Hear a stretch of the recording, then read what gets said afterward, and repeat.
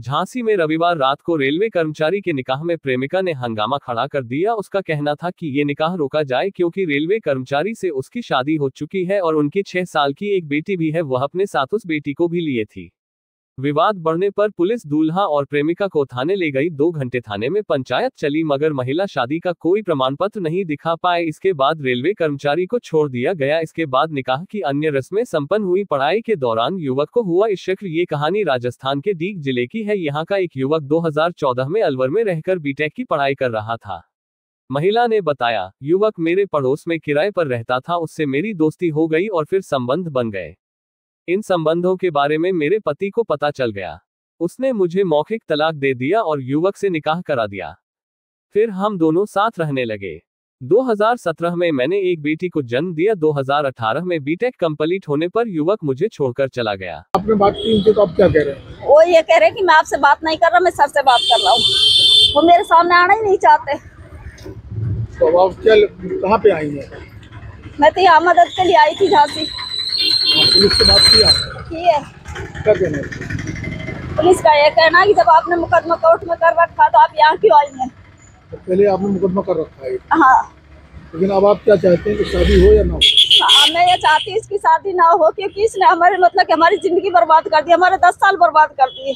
हमारी बच्ची की जिंदगी बर्बाद कर दी। 6 साल की बच्ची, मैं इस बच्ची को लेकर कहाँ जाऊंगी? अभी आपको न्याय नहीं मिला है तो आप क्या करेंगे? आप कुछ नहीं पता मेरे साथ क्या होगा, कुछ नहीं पता। आप राजस्थान में कहाँ की रहने वाले? डीग जिले की। और वो कहाँ का है? वो भी डीग जिले कामाग तहसील का है। अच्छा, मुलाकात आपकी कब हुई? मुलाकात हुई थी हमारी 26 फरवरी 2014 को। उसके बाद से क्या हुआ? उसने मतलब जब मेरे साथ 26 फरवरी 2014 को जबरन संबंध बनाए थे। उसके बाद उसने मतलब कि ब्लैकमेल करता, फोटो ले ली। C2 मोबाइल में 52 वो C2 मोबाइल था नोकिया का, उसमें उसने पिक्चर ले ली। फिर मेरे भाई को मोहरा बना।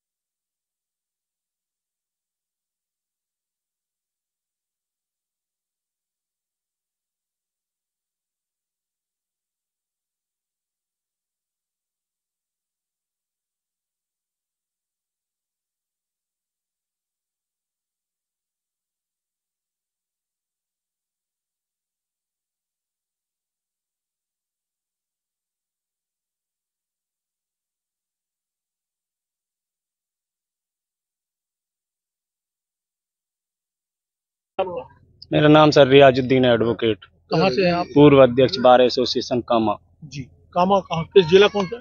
डीग जिला राजस्थान में। राजस्थान। क्या मसला हुआ?